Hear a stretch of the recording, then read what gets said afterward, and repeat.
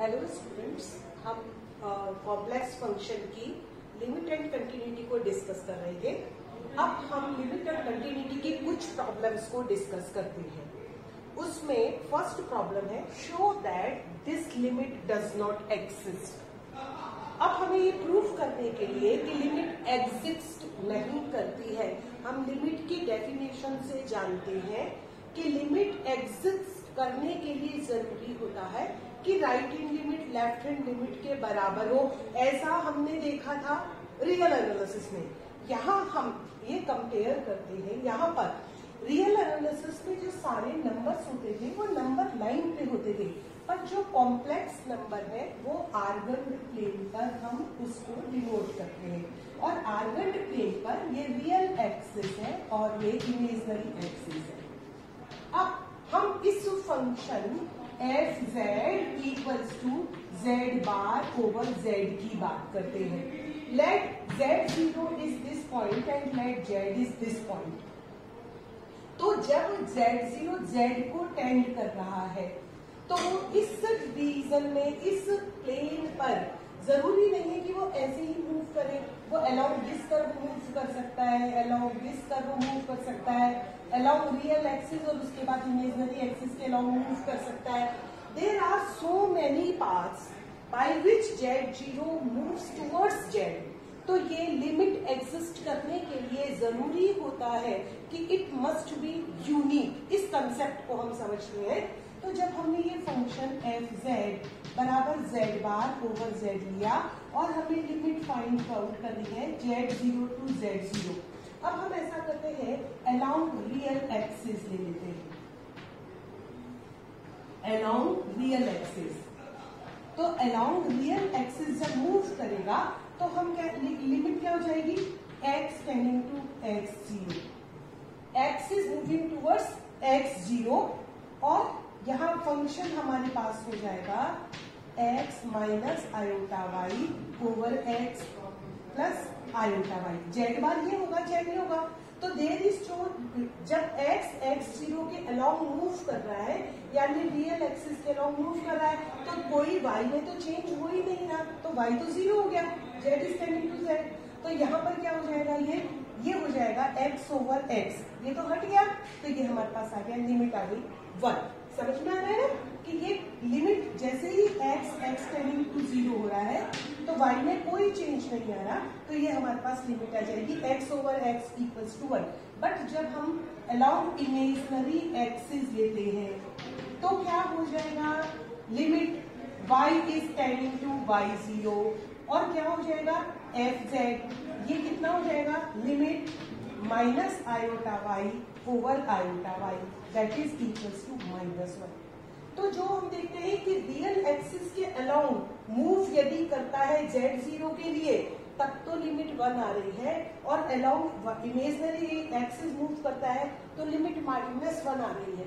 तो Z zero से Z की तरफ मूव करने के लिए एक्सिस के अलोंग भी मूव करने से जो वैल्यू है वो अलग आ रही है। इसका मतलब है कि इस फंक्शन की लिमिट एग्जिस्ट नहीं करती है।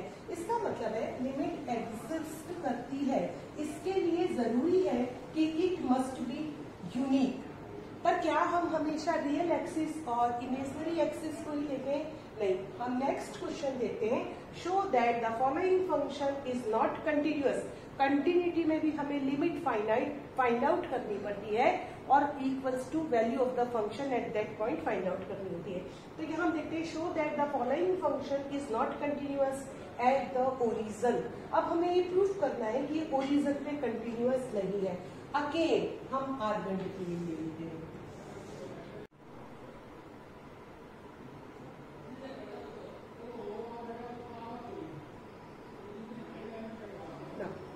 Now discuss the second problem. अब हम यहाँ पे देखते हैं, यहाँ तो हमने रियल एक्सिस और इमेजिनरी एक्सिस देखी थी। अब हम इस फंक्शन को देखते हैं। इस फंक्शन में ओरिजिन को, ये आर्गन प्लेन है, ये रियल एक्सिस है, ये इमेजिनरी एक्सिस है, ये ओरिजिन है।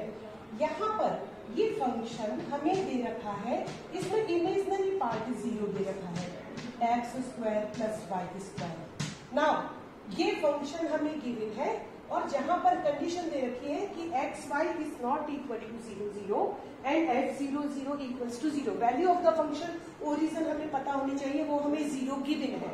अब हम यहाँ पर इस फंक्शन को देखते हैं और यहाँ ये देखते हैं कि ये मान लो ये पॉइंट z है, यहाँ से ये टूवर्ड्स हमें फाइंड आउट करनी है एट द ओरिजिन। तो z जब 0 को टेंड कर रहा है, तो अब हम एक लाइन हम ये देख लेते हैं कि ये जो वैल्यू है, लिमिट हम फाइंड आउट कर रहे हैं, limit z tending to 0, it means origin, z is what, x0, x equals to 0, y equals to 0, ये ओरिजिन हो जाएगा ना। तो हमें ये लेना है z tending to 0, it means xy tending to 0 0, ये हमें फाइंड आउट करना है। तो ये हम ये देख लेंगे कि ये जो लिमिट है वो यूनिक नहीं आती है। इसको प्रूव करने के लिए हम निकाल लेते हैं along line y equals to mx। तो जब हम along line y equals to mx find out करते हैं, तो हमारे पास f z की वैल्यू आ जाती है x mx over x square plus m square x स्क्वायर, that is m x square cancel हो गया, 1 over 1 plus m square. m is what, m is the slope of this line. तो जैसे जैसे m बदलता जाता है, यदि m 30 डिग्री होगा तो tan 30 की जो वैल्यू होगी वो m की होगी। तो जैसे जैसे इस लाइन का स्लोप बदलता जाएगा, जो लिमिट है वो बदलती चली जाएगी और यूनिक नहीं आती इस रीजन में z टेंडिंग टू 0 में। तो जब लिमिट ही यूनिक नहीं आ रही, जैसे m चेंज होता चला जाता है, वैसे वैसे f z बदलता चला जाता है।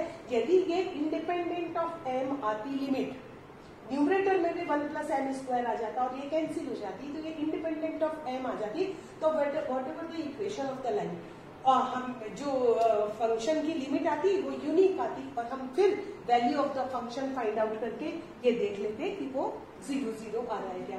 तो यहाँ सबसे इंपॉर्टेंट बात है कि हमें यह फाइंड आउट करना होता है कि limit must be unique along any path joining z to origin. तब हम कहते हैं कि फंक्शन की लिमिट एग्जिस्ट कर रही है या फंक्शन कंटिन्यूअस है। एक और हम प्रॉब्लम लेते हैं जिसमें हम ये देखते हैं कि ये तो हमने पूरे R1 प्लेन के लिए देखा, अब हम तीसरे प्लेन के लिए देखते हैं। Prove that in the region mod z less than 1। अब हमें रीजन भी गिवन है, मॉड z लेस देन 1। ये क्या रीजन होगा, जब हम R1 प्लेन पे इसको डायग्राम को डिनोट करें तो ये एक सर्किल है जिसका सेंटर 0 0 पर है और रेडियस 1 है। तो यहाँ हमें जो रीजन दे रखा है, ये सर्किल दे रखा है और ये इस सर्किल के का पार्ट है, यहाँ रेडियस 1 से कम होना चाहिए। तो हमें प्रूफ करना है कि this function f z equals to z square, ये यूनिफॉर्मली कंटिन्यूअस होगा, जबकि ये यूनिफॉर्मली कंटिन्यूअस नहीं होगा इस रीजन में। ये तो हम आसानी से प्रूफ कर सकते हैं यूनिफॉर्म कंटिन्यूटी की डेफिनेशन से। वहां हमने 2 पॉइंट्स Z1 Z2 लिए थे, यहाँ हम 2 पॉइंट्स Z और Z0 ले लेते हैं या Z1 और Z2 ले लें। तो यूनिफॉर्म कंटिन्यूटी के लिए हमें प्रूफ करना है f of Z1 minus f of Z2 is less than epsilon हो जाए whenever Z1 minus Z2 is less than delta. Now हम ये वाला लेते हैं कि जब Z1 minus Z2 less than delta है तो ये हो जाता है क्या, तो ये हो जाएगा Z1 square minus Z2 square. इसको हम लिख सकते हैं Z1 minus Z2 Z1 plus Z2। अब ये तो लेस देन डेल्टा है ही, अब हम इसको लिख सकते हैं, ये हो जाएगा लेस देन और equal to Z1 minus Z2 और ब्रैकेट में लिख लें mod of Z1 plus mod of Z2। अब Z1 की जो वैल्यू है, क्योंकि Z1 और Z2 जो 2 पॉइंट्स हम ले रहे हैं वो इस रीजन के ले रहे हैं, Z1 and Z2 are belonging to D और where D is this region. तो Z1 और Z2 की मैक्सिमम वैल्यू कितनी हो सकती है 1, तो हम इसको लिख सकते हैं लेस देन का साइन आ जाएगा twice mod of Z1 minus Z2। ये ट्वाइस क्यों आ गया, क्योंकि Z1 की वैल्यू मैक्सिमम जब हम ले तो 1 हो सकती है, उससे हमेशा ही कम रहने वाली है, क्योंकि Z1 और Z2 इस D रीजन को बिलोंग करते हैं। तो यहाँ हम लिख सकते हैं Z1 minus Z1 square minus Z2 square is less than twice delta, और हमने चूज कर लिया एप्सिलॉन इस तरीके से, इट इज डेल्टा बाई 2।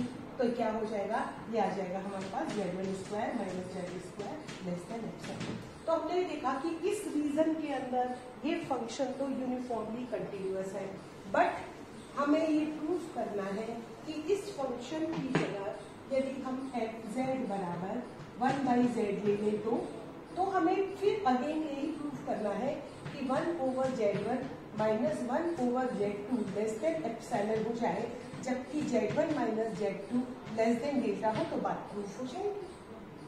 तो हम यहाँ पर हमें ये बात ध्यान में रखनी है कि both Z1 and Z2 are elements of the इस रीजन के एलिमेंट्स है, यानी Z1 और Z2 दोनों की वैल्यू फ्रैक्शनल वैल्यूज है। अब हम इस तरीके से चूज करते हैं, हमें ये लेकर के आना है कि ये लेस देन एप्सिलॉन हो जाए, जबकि ये लेस देन डेल्टा है। तो हम इसको प्रूव करने के लिए, क्योंकि Z1 और Z2 दोनों की वैल्यू फ्रैक्शनल वैल्यूज है, तो जब हम इनकी फ्रैक्शनल वैल्यूज ले रहे हैं तो इसको हमें सिंप्लीफाई करें तो ये हमारे पास क्या आना चाहिए। तो अब हम इस तरीके से इस वैल्यूज को चूज करते हैं Z1 और Z2 की, क्योंकि क्या है, किस तरह की वैल्यू होनी चाहिए, ये जो कि छोटी हो इनसे, छोटी वैल्यूज होनी चाहिए 1 से।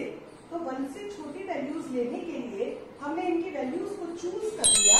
एक को तो चूज कर लिया, मान लिया कि जो Z1 है ये डेल्टा है और Z2 है ये डेल्टा ओवर 1 एप्सिलॉन है। डेल्टा और 1 एप्सिलॉन ये हम सब वैल्यूज कैसी लेते हैं, तो यहाँ पर हम ये देखते हैं कि Z1, ये तो हमने डेफिनेशन देखी है, अब हम फाइंड आउट करते हैं इन वैल्यूज को लेने के बाद Z1 माइनस Z2। तो ये वैल्यू हमारे पास आ गई delta minus delta over 1 plus epsilon, और इसको सिंप्लीफाई करें, कॉमन आ जाता है 1 प्लस एप्सिलॉन माइनस 1, यानी ये हो गया एप्सिलॉन ओवर 1 प्लस एप्सिलॉन। तो जो ये एप्सिलॉन है ये भी एक स्मॉल नंबर है, ये भी एक स्मॉल नंबर है, जब इससे मल्टीप्लाई होता है तो ये लेस देन डेल्टा आ जाता है। तो Z1 minus Z2 less than delta आ रहा है। अब हम इसको फाइंड आउट करते हैं, तो 1 ओवर Z1 कितना हो जाएगा, 1 over delta, minus 1 over Z2 कितना हो जाएगा, 1 प्लस एप्सिलॉन ओवर डेल्टा, यानी ये हमारे पास आ जाएगा एप्सिलॉन ओवर डेल्टा। अब ये एक फ्रैक्शन और ये एक फ्रैक्शन, मान लो ये 1/2 है, ये 1/3 है, 3 ऊपर चला गया, 3/2 हो गया, ग्रेटर देन 1 हो गया, तो ये जो नंबर है ये ग्रेटर देन एप्सिलॉन हो गया। तो हम यहाँ पर ये देखते हैं, इसको एक एग्जाम्पल ले लेते हैं, हम इनकी वैल्यूज को स्मॉल वैल्यूज ले लेते हैं। ये हमने 1/2 लिया, ये 1/3 लिया, तो ये कितना हो जाएगा 3/2 विच इज ग्रेटर देन 1। तो ये जो डिफरेंस है वो लेस देन एप्सिलॉन नहीं हुआ, क्योंकि एप्सिलॉन हमेशा 1 से छोटा होता है, ये एप्सिलॉन से बड़ा नंबर हो गया, इसका मतलब ये लेस देन एप्सिलॉन नहीं होता है, ये ग्रेटर देन एप्सिलॉन हो जाता है, इसलिए ये यूनिफॉर्मली कंटिन्यूअस नहीं होगा। तो हमें ये देखना होता है, इन तीनों प्रॉब्लम से हम इसको कंक्लूड करते हैं और ये देखते हैं कि हमें ये देखना होता है कि limit must exist and unique. यदि वो रियल, यहाँ पहले एग्जांपल में हमने रियल एक्सिस और इमेजिनरी एक्सिस भी ले ली, दूसरी बार में हमने line y equals to mx ली, तीसरी बार में हम रीजन को भी कंसीडर कर रहे हैं। तो इन प्रॉब्लम्स को लेते समय हमें इन सब बातों का ध्यान रखना चाहिए। Thank you.